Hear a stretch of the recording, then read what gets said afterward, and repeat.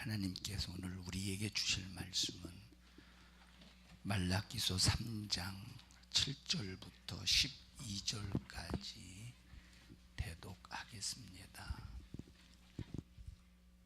만군의 여호와가 이르노라, 너희 열조의 날로부터 너희가 나의 규례를 떠나 지키지 아니하였도다. 그런즉 내게로 돌아오라. 그리하면 나도 너희에게로 돌아가리라 하였더니 너희가 이르기를 우리가 어떻게 하여야 돌아가리까 하도다. 사람이 어찌 하나님의 것을 도적질하겠느냐. 그러나 너희는 나의 것을 도적질하고도 말하기를 우리가 어떻게 주의 것을 도적질하였나이까 하도다. 이는 곧 11조와 헌물이라. 너희 곧 온 나라가 나의 것을 도적질하였으므로 너희가 저주를 받았느니라. 만군의 여호와가 이르노라, 너희의 온전한 11조를 창고에 들여 나의 집에 양식이 있게 하고 그것으로 나를 시험하여 내가 하늘 문을 열고 너희에게 복을 쌓을 곳이 없도록 붙지 아니하나 보라. 만군의 여호와가 이르노라, 내가 너희를 위하여 황충을 금하여 너희 토지 소산을 멸하지 않게 하며 너희 밭에 포도나무의 과실로 기한전에 떨어지지 않게 하리니 너희 땅이 아름다워짐으로 열방이 너희를 복되다 하리라. 만군의 여호와의 말이니라. 아멘. 아멘.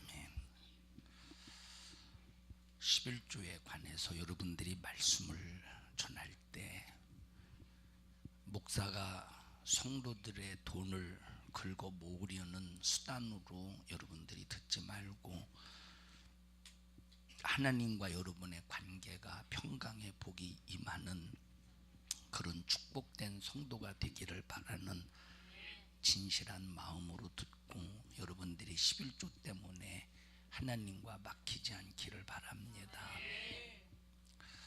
성경에 보면 인류 역사상 가장 첫 번째 하나님 앞에 11조를 드린 자가 있으니 아브라함입니다.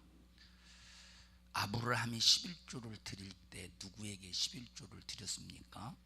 멜기세덱에게 11조를 바쳤다라고 성경은 말하고 있는데, 그렇다면 멜기세덱이 누구냐? 지난 시간에 창세기에 보니까 그는 의의 왕이요, 살렘 왕이요, 평강의 왕이요, 지극히 높으신 하나님의 제사장이다, 이렇게 말했습니다. 의의 왕은 예수밖에 없습니다.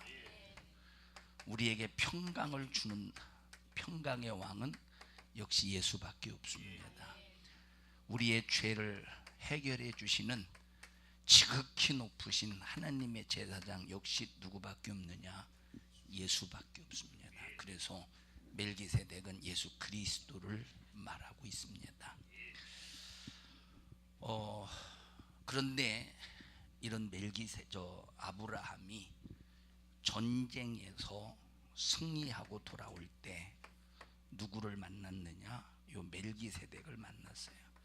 멜기세덱이 누굽니까? 의의 왕이요, 평강의 왕이요, 지극히 높으신 하나님의 제사장인데, 그 멜기세덱에게 승리한 전쟁 속에서 노획한 물건의 10분의 1을 하나님 앞에 드려서, 참 멜기세덱에 드려서 하나님의 것을 구별해 한 것을 우리가 알 수 있습니다.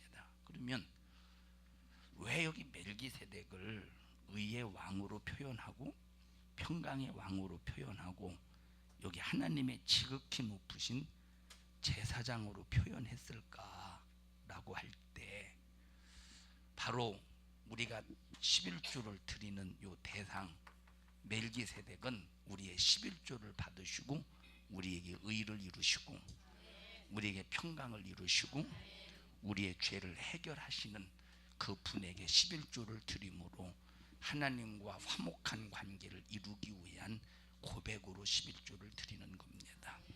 그래서 하나님과 인간은 인간의 죄로 인해서 불목하고 그 불목을 해결하시는 분은 오직 화목제물이 되셔서 우리 인간의 죄를 담당하시고 십자가에 피 흘려 죽으심으로 하나님과 인간 사이의 죄의 담을 헐고 화목하게 하시는 예수 이외에는 아무도 없음을 말해주고 있다, 이 말이에요.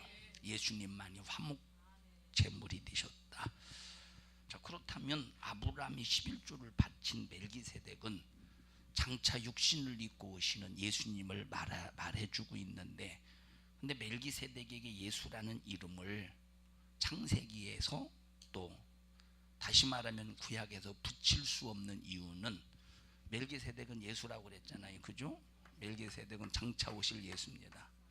우리의 죄를 해결하실 예수예요. 해결하신 예수가 아니라 해결하실 예수예요. 근데 이 멜기세덱은 장차 오실 예수인데 왜 구약 시대에 이 멜기세덱에게 예수라는 이름을 붙이지 않았느냐? 그리고 구약 시대의 예수를 표현할 때의 이름은 멜기세덱, 지금 여기 창세기 멜기세덱, 그리고 창세기 18장에 보면 여호와께서 아브라함에게 뭐라고 말씀하셨습니까? 기한이 이를 때 내가 너에게 다시 돌아오리니, 그 다시 돌아오시는 분이 누구냐? 여호와라 이 말이에요. 그 여호와가 누굽니까? 다시 돌아오는 여호와가 누구냐면 예수님이시라 이 말이에요. 근데 구약 시대는 예수라는 이름이 단 한 단어도 사용되지 않았어요. 신약에만 예수라는 이름이 사용되었습니다. 그러면 왜 구약에는 멜기세덱이 예수님에 대해서 멜기세덱이니 여호와니 이런 표현을 쓰고 왜 예수라는 이름을 표현하지 않았는가 하는 것은, 예수라는 이름은 하나의 기업의 이름이라 이 말이에요. 자기 백성을 저희 죄에서 구원하실 이름이에요. 구원의 이름. 어떤 이름이에요? 구원의 이름. 그러면 요 구원의 이름인 예수라고 하는 이름은 여호와에게 붙여지는 이름이 아니고 멜기세덱에게 붙여지는 이름이 아니라 마리아에게서 태어난 육신을 입으신 하나님의 아들에게만 붙여지는 이름이에요. 자, 예수라는 이름은 누구에게 붙여지는 이름이죠? 마리아를 통해서 이 땅에 육신을 입고 오신 하나님의 아들에게만 붙여지는 이름입니다. 하나님의 아들에게만 붙여지는 이름이에요. 자, 그 성령님은 이 예수의 이름을 가지고 오셔서 그 예수의 이름으로 일하시는 분이에요. 자, 그래서 구약에서 예수를 표현할 때는 멜기세덱, 또 창세기 18장에서 예수를 표현할 때는 무엇이다? 기한이 이를 때 예수가 누구 이름이다? 어떤 이름이다?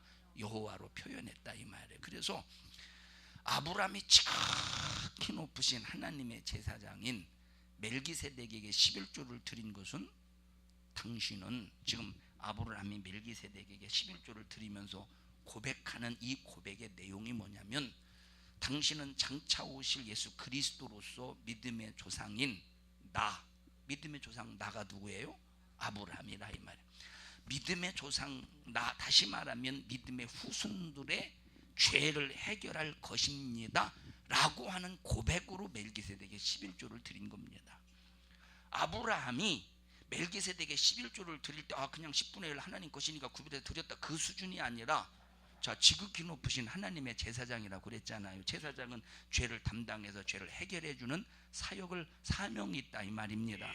그러니까 아브라함이 멜기세덱에게 11조를 드리면서, 당신은 나는 믿음의 조상인데 믿음의 후손들, 믿음의 후예들에게, 믿음의 자손들에게 그들의 죄를 해결하시기 위해서 이 땅에 육신을 입고 오실 예수, 그래서 그 예수가 우리의 죄를 해결하실 분이십니다 라는 고백 속에서 속죄의 은총을 바라보는 믿음으로 11조를 드렸다 이 말이에요. 그럼 11조 속에 뭐가 들어있느냐? 속죄의 은총이 들어있는 거예요.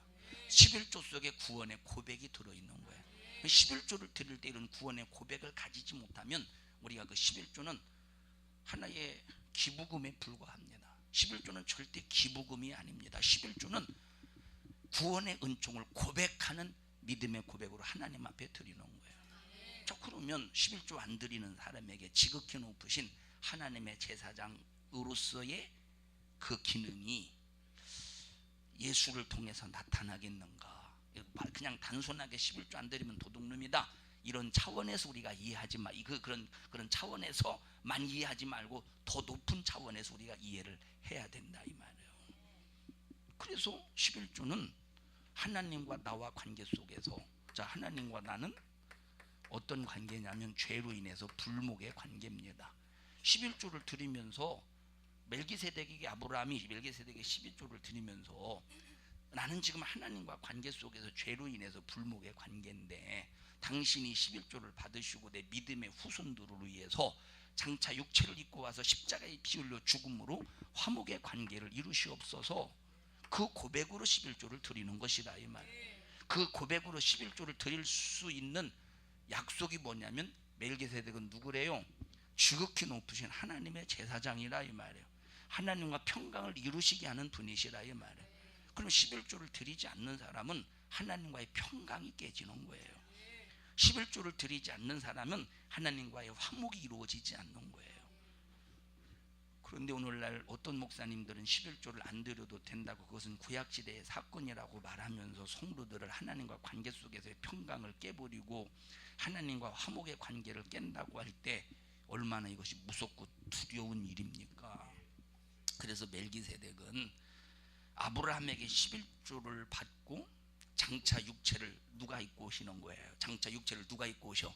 멜기세덱 육체를 입고 오신다 이 말에 멜기세덱이 11조를 받고 약속을 한 거예요. 벌써 멜기세덱이 아브라함의 11조를 받았다는 말은 내가 장차 이 11조는 네가 장차 내가 육체를 입고 오는 거에 대해서 네가 요구하는 요구잖아요. 아브라함이 요구잖아요. 그 요구를 받아들이겠다는 거예요. 11조를 받았다는 것은 아브라함의 그 고백을 받아들이겠다는 거예요. 그럼 받아들였으면 이제 그 작업을 해나가셔야 되잖아요. 예수님이 이 땅에 육체를 입고 오신다는 그 작업을 해나가셔야 되지 않습니까? 그래서 그 작업을 하시기 위하여 창세기 18장에 예수님이 아브라함에게 나타나셔서 그 작업을 해나가기 시작한다 이 말이에요.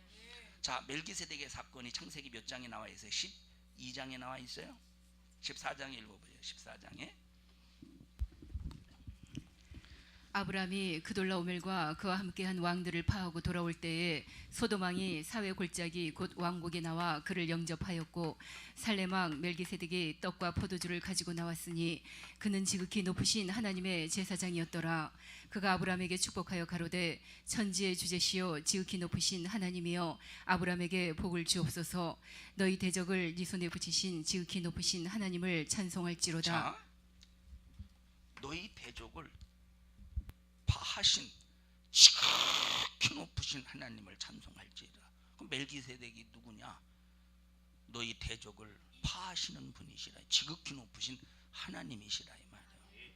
11조를 드릴 때 여러분 대적이 그 앞에서 떠나갑니다. 대적 앞에 승리할 수밖에 없는 능력의 삶을 살아가는 거예요. 11조에는 엄청난 영적인 의미가 있어요. 자, 11조에서 창세기 14장에서 멜기세덱에게 아브라함이 11조를 드렸어요. 이건 11조는 뭡니까? 11조는 멜기세덱과 아브라함과의 약속의 거래입니다.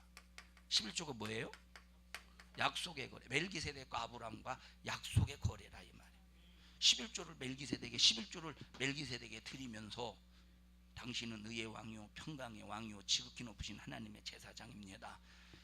내 믿음의 후손들을 위해서 하나님과 관계 속에서 평강을 이루시는 분이시요 화목제물이 되셔서 정말로 죄사함을 받게 하심으로 하나님과 하나가 되게 하시는 죄사하시는 당신은 장차 오실 구세주입니다. 이 약속을 꼭 이루시옵소서라고 하는 고백으로 아브라함이 멜기세덱에게 11조를 드렸다 이 말이에요. 약속의 거래야 11조는 약속의 거래라 이 말이에요. 그냥 11조 단순히 안 하면 하나님의 것이다 10개 중에 하나 그런 수준의 차원에 우리는 훨씬 그 이상의 수준 속에서 이해하자 이 말이에요.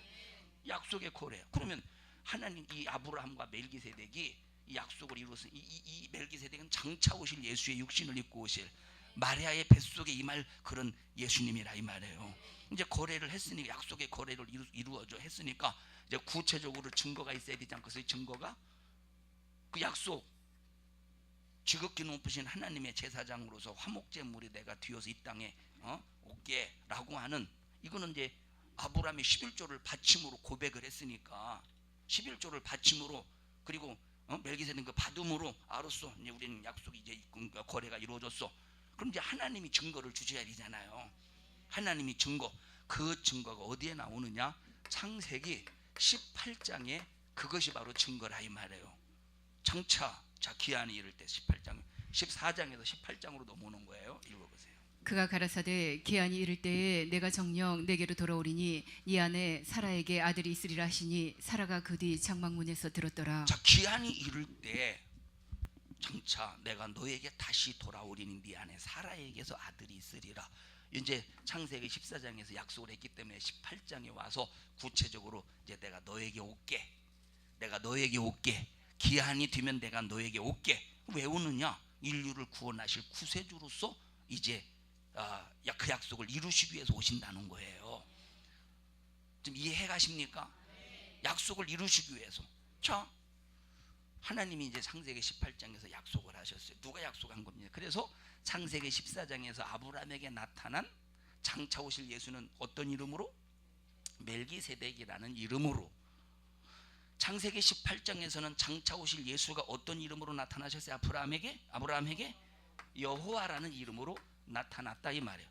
그 창세기 14장의 멜기세덱과 창세기 18장의 여호와는 같은 한 분이신데 누구예요? 이분이 장차 우리의 죄를 해결하실 평강의 왕이요 의의 왕이요 지극히 높으신 하나님의 제사장이신 우리의 죄를 담당하실 화목제물이 되실 예수 그리스도시라 이 말이에요. 자, 그 약속을 받았으니 약속은 이제 이것은 아브라함이 먼저 고백한 거예요. 11조를 드림으로 이제 먼저 고백한 거예요. 당신은 내 믿음의 후손을 위해서 피 흘려 죽으시고 우리 구세주가 되어 주십시오. 18장에서 알았다. 내가 그 일을 위해서 기한이 이를 때 너에게 다시 돌아올게. 안 돌아오네. 아브라함이 생각할 때 네 안에 사라에게 아들이 있다고 말씀하신 아들이 있다는 말은 여호와가 돌아왔다는 말이잖아요. 그런데 왜 아들이 안 생겨? 돌아왔다는 소리 안 돌아왔다는 소리예요? 안 돌아왔다는 소리예요. 점점점 아브라함의 씨는 말라가고 또 사라의 경수도 말라갑니다. 이게 자식을 생산해낼 수 있는 기능이 점점점 사라져요. 다급한 거예요. 사라가 생각해도 다급하고 아브라함이 생각해도 다급하고 왜 안 돌아오시지? 왜 안 돌아오시지? 그래서 성급하게 일을 저지릅니다. 사라가 사라의 몸종인 하가리를 아브라함에게 들여보내서 이스마엘을 출산시키는데 그 이스마엘과 이스마엘의 후예와 이삭의 후손이 지금까지 전쟁을 일으키면서 저 팔레스틴 지역에서 일어나는 사건을 보십시오. 이삭의 후손과 이삭의 후손과 이스마엘의 후손의 그런 치열한 접전이라 이 말이에요. 후손들이 원수가 되지 않습니까? 약속의 자녀와 약속이 없는 종의 자녀들이 치열한 전쟁을 벌이고 있다 이 말이에요. 저 안 돌아오네. 그래서 이제 이스마엘이가 출산하는 그런 사건이 벌어집니다. 근데 어느 날 완전히 불가능해. 아브라함도 자식을 출산하는 일에 불가능한 몸, 사라도 자식을 출산하는 일에 불가능한 몸, 그런 몸을 가지고 살아갈 때 어느 날 보니까 사라의 이제 배가 불러오기 시작합니다. 아유, 어제 밥을 많이 먹었더니 밥 많이 먹어서 배부른가 이렇게 배가 이렇게 나왔대 요즘에. 아유, 요즘에 뱃살이 나와. 근데 뱃살이 나온 게 아니라 사라의 몸속에서 어떤 생명이 잉태가 되었다 이 말이에요. 아, 여호와가 다시 돌아왔구나. 그러면 다시 돌아온 여호와는 누구예요? 장차 오실 예수야. 장차 오실 예수. 그래서 겉으로 보여지는 기한이 이를 때 너에게 다시 돌아오리니 내 아내 사라에게 아들이 있으리라. 겉으로 보여진 아들은 누구예요? 이삭이에요. 그런데 눈에 보이지 않는 세계 속에서 영적으로 이제 영적인 아들은 누구예요? 바로 예수 육체를 입고 오실 예수 그리스도시라 이 말. 이거는 믿음을 통해서 이루어지는 거예요. 믿음의 역사를 통해서. 뭐가 만들어냈어요? 여기까지 뭐가 만들었어요? 11조의 거래를 통해서 이루어진 거예요. 뭐가 여기까지 만들어진 거예요? 11조의 거래를 통해서 이루어진 거예요. 여러분 우리가 왜 11조를 해야 되는가에 대해서 이유를 알고 11조를 단순하게 도둑놈이다 아니다 그 차원을 훨씬 이건 11조는 엄청난 영적인 의미가 있는 거예요. 아마 이런 11조에 대한 의미에 대해서 한국 교회의 목사님들이나 신학자들이나 성도들을 통틀어서 아는 사람이 손가락 안에 꽂을 수도 있을 겁니다. 꼽을 수도. 처음 들으셨죠 여러분? 엄청나게 중요한 거예요.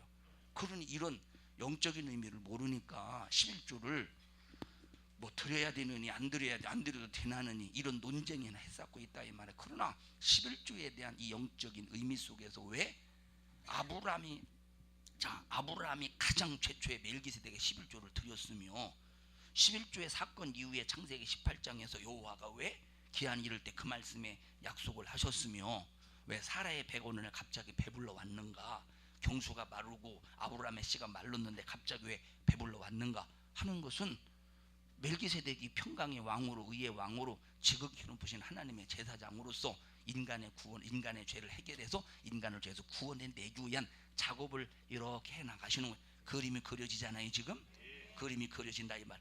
그래서 이때부터 이삭이 딱 태어나는 순간부터 이제 쭉 어떤 사건이 구약성경에서 진행되느냐, 예수님이 오시는 족보가 쭉 그려지는 거예요. 족보가. 자, 그래서 이삭이를 통해서 야곱이가 출산하고 야곱이를 통해서 이스라엘의 12지파가 생겨나고 12지파를 통해서 이스라엘의 민족이 이루어지고, 자, 이스라엘 민족은 그러면 누구 때문에 이루어진 구성력입니까? 바로 예수님 때문에 이루어진 구성력이라 이 말. 어떤 사건 때문에 이런 것들이 지금 이루어져 가고 있는 거예요? 11조를 받은 사건 때문에 이루어지는 거예요. 11조에 이 사건은 엄청난 사건이 들어있다 이 말이에요. 할렐루야. 그래서 아브라함이 복의 근원이 될 수 있었던 말은, 아브라함이 복의 근원이 된, 복의 근원이라는 말은 예수님이 이 땅에 오시는 뿌리라 이 말, 예수님이 이 땅에 오시는 출발점이라 이 말. 그럼 아브라함이 예수님이 이 땅에 오시는 출발점이 되기 위하여 하나님과 거래했던 첫 번째 사건이 뭐예요? 11조의 사건이라 이 말이에요. 11조의 사건을 통해서 아브라함이 복의 근원이 될 수 있는 거예요. 여러분들이 믿음의 부모가 되고 싶죠? 믿음의 부모가 되고 싶지 않습니까? 그럼 믿음의 부모가 되어서 내 믿음의 그 신앙생활을 통해서 믿음의 그런 축복의 역사를 후손들에게 유산으로 물려주고 싶으면 그 믿음의 뿌리를, 기초를 뭘로 세우셔야 돼요? 11조로 세우셔야 되는 거예요. 주여 내 자식에게 복을 주시옵소서, 내 자식에게 신령한 복을 이루어 주시옵소서. 근데 11조를 안 드려. 복의 근원은 나를 통해서 후손이 복을 받는 거예요. 누구로? 예수로. 나를 통해서 후손이 예수로 복을 받는 것이 바로 복의 근원이라 이 말이에요. 나를 통해서 후손이 이 복을 받는 것이 복의 근원이라 이 말이에요. 근데 이 아브라함이 복의 근원이 된 이유가 뭐예요? 11조 때문에 복의 근원이 됐다 이 말이에요. 예수가 오시는 저 시작이 되었다 이 말이에요. 11조 때문에 복의 근원이 되었다니까. 그러니까 아브라함의 후손들이 복을 받지 않습니까? 지금도 하나가 천을 대신하리라 라고 하는 그 약속 그대로 저 팔레스틴 지역의 700만 명의 이스라엘 사람들이 70억 인구를 좌우지하고 있어요. 그러면 700만 곱하기 하나가 천을 대신하리라 700만 곱하기 1000명 하면 70억입니다. 70억 인구에. 그러면 지금 저 세상에, 세계에서 가장 강대국이 유대인들이 이스라엘이다 이 말이에요. 저 미국의 군사 과학을 주물럭주물럭 하는 사람이 유대인이에요. 세계 경제를 주물럭주물럭 하는 사람이 유대인들이에요. 정치를 주물럭주물럭, 군사를 주물럭주물럭 하는 것이 유대인들이에요. 하나가 천을 대신하리라 한 그대로 말씀이 이루어지는 거예요. 여러분 자녀들이 복을 받기를 원하시죠? 복을 받기를 원하시는데 11조에 대해서 부도나 보십시오. 내가 자식에게 있어서 복의 근원이 되겠는가? 복의 근원이 되겠는가? 11조 부도 내놓고 의와 인과 신으로 드리지 않고도 복의 근원이 되어서 내 자식이 잘 되기를 바란다면 그는 잘못된 신부라 이 말이에요. 여러분 자식 잘 되기를 바라지 않습니까? 그러면 지금 여러분들이 과거에 11조를 안 드리면서 주여 내 자식을 하나님께서 축복해 주시고 내 자식이 앞길을 예수로 열어 주셔서 하나님이 정말 내 자식 신앙생활 잘하게 하시고 평강에 복이 임하게 하시고 후손들이 예수 안에서 정말로 주님 뜻대로 살다가 천국에서 부자가 되게 하옵소서. 내가 믿음의 조상이 되게 하옵소서. 아무리 기도해 보십시오.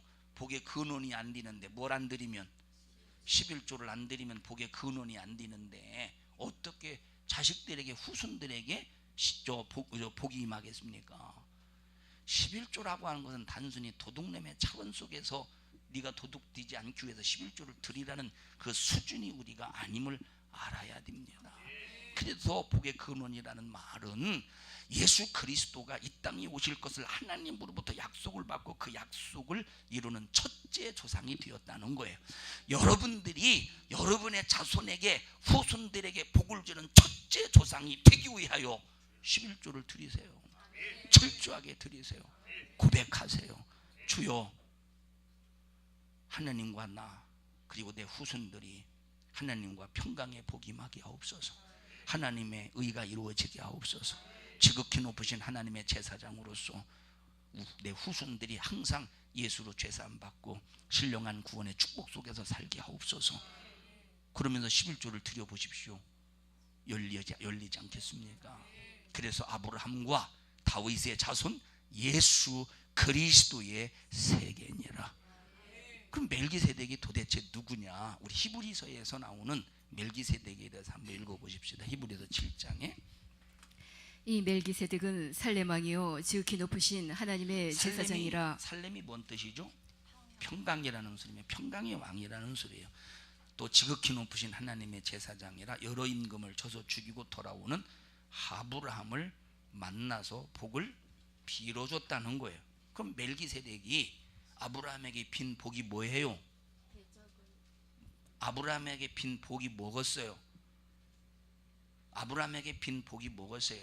인류를 구원하실 메시아로서 육신을 입고 이 땅에 와서 네 믿음의 후손들에게 구원을 이루어 줄게 라고 복을 빈 거예요. 그 다음 읽어보십시다. 2절에 아브라함이 일체 10분의 1을 그에게 나눠주니라.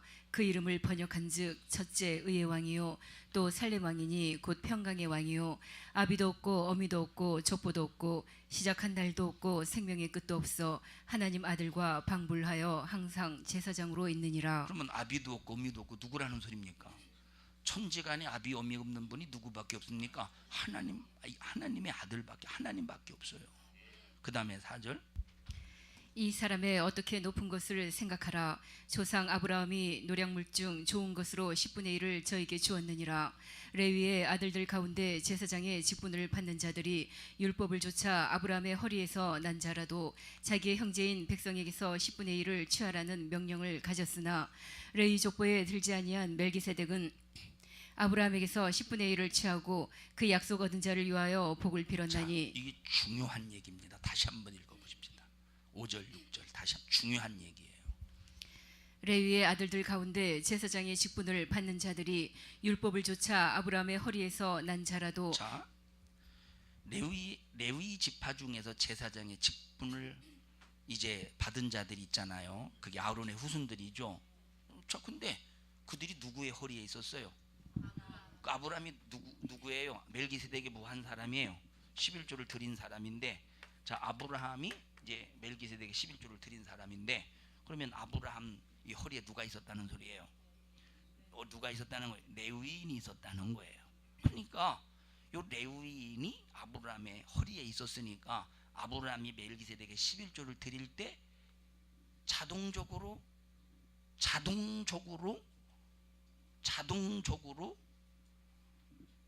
레위인도 누구에게 11조를 드린 겁니까? 멜기세덱에게 11조를 드리는 자가 된 것이라 이 말이에요. 이해하셔요? 자, 근데 나중에 보니까 이 레위인이 어떤 사람이냐? 11조를 드리는 자가 아니라 11조를 받는 자가 되더라 이 말이에요. 근데 다시 한번 읽읍시다. 5절 시작. 레위의 아들들 가운데 제사장의 직분을 받는 자들이 율법을 조차 아브라함의 허리에서 난 자라도 자기 형제인 백성에게서 10분의 1을 취하라는 명령을 가졌으나. 10분의 1을 취하라. 하나님의 백성들에게 10분의 1을 취하라. 누구에게 말씀하신 거예요? 레위인들을 향해서 이스라엘 백성들에게 10분의 1을 취하라는 거예요. 레위인은 하나님 앞에 11조를 바쳤어요, 안 바쳤어요? 바쳤죠. 언제 바쳤어요? 아브라함의 허리에 있을 때, 아브라함이 들을 때 레위인도 11조를 바친 자가 되었는데, 근데 레위 지파 속에서 하나님과 관계를 이룰 때는 11조를 받는 자가 되었다 이 말입니다. 취하는 자. 6절 읽어보세요. 레위 족보에 들지 아니한 멜기세덱은 아브라함에게서 10분의 1을 취하고 그 약속 얻은 자를 위하여 복을 빌었나니. 자, 10분의 1을 취하고 그 얻은 자를 위해서 복을 빌었다. 그래서 보세요. 11조를 드리는 사람에게는 하나님이 반드시 복을 비셔요.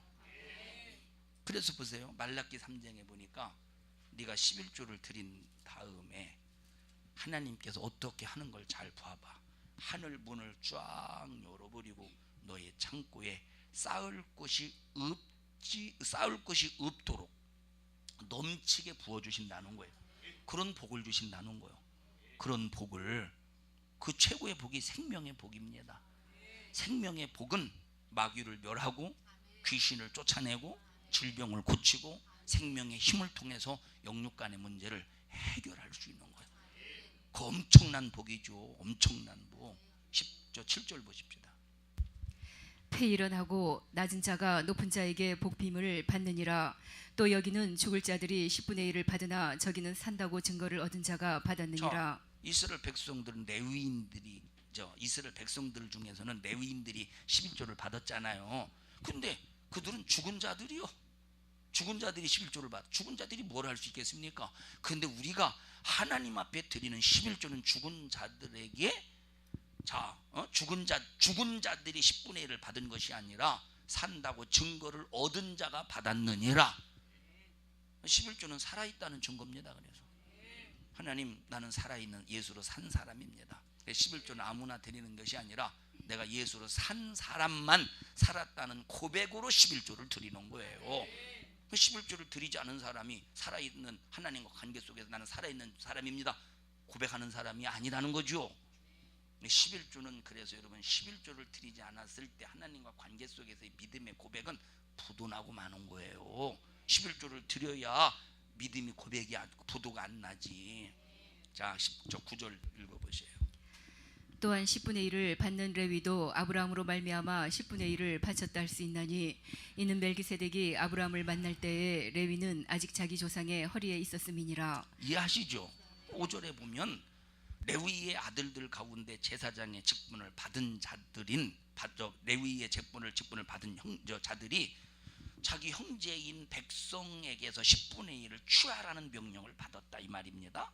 그리고 9절에서 10절을 보니까 또한 10분의 1을 받은 레위인도 아브라함으로 말미암아 10분의 1을 멜기세덱에게 바쳤다 할 수 있으니, 멜기세덱에게 10분의 1을 바쳤어. 레위인도 아브라함의 허리에 있었기 때문에, 이는 멜기세덱이 아브라함을 만났을 때 레위인은 아직 자기 조상의 허리에 있었지만 하나님이 레위인의 10분의 1을 이미 받으셨다 이 말이에요. 이미 받으셨다 이 말이에요. 여기 보면 아브라함이 멜기세덱에게 11조를 바쳤을 때 레위인들은 아브라함의 허리에 있었다고 말했죠. 그러니까 최초의 11조를 시작한 자가 아브라함인데 왜 아브라함으로부터 11조가 시작이 되고, 왜 아브라함이 11조를 멜기세덱에게 드렸고, 아브라함이 멜기세덱에게 드린 11조와 똑같이 왜 레위인도 11조를 받는 자가 되었을까? 대단히 중요한 의미가 들어있다 이 말이에요. 레위인들이 11조, 레위인들이 멜기세덱이 아브라함으로부터 11조를 받은 것과 똑같이 레위인들이 백성들로부터 11조를 받았잖아요. 왜 받았을까? 대단히 중요한 거예요. 받은 이유가 도대체 뭐냐 이 말이에요. 이스라엘 백성들은 자기 형제인 레위인들에게 11조를 바쳤지만 우리는 예수님에게 11조를 드리는 거예요. 11조는 누가 받으셔요? 예수님이 받으시는 거예요. 자, 레위인 멜기세덱입니까? 아니에요. 다른 반차야. 그리고 아직 이 세상을 보지 못하고 아브라함의 허리에 있기에 아브라함과 동일한 존재인데, 다시 말하면 레위인은 아직 아브라함의 허리에 있는 자손으로서 멜기세덱에게 11조를 드려야 되는데 어떻게 11조를 레위 자손들이 드리는 자가 되지 않고 받는 자가 될 수 있었을까? 그래서 여기 보니까 멜기세덱은 아브라함으로부터 11조를 받은 자라고 말했잖아요.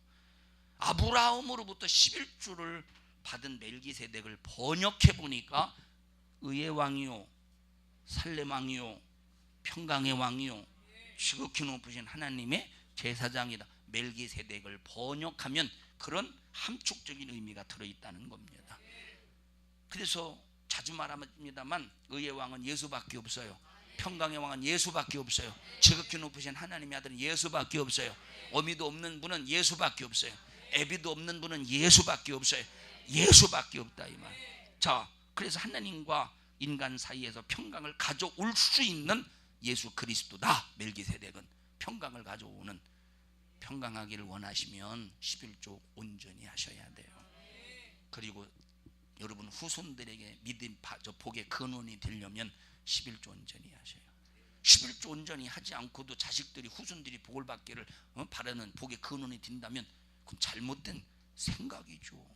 우리는 믿음 신앙생활을 어설프게 말씀에 근거 없이 아무렇게나 해서는 절대 안 되는 겁니다.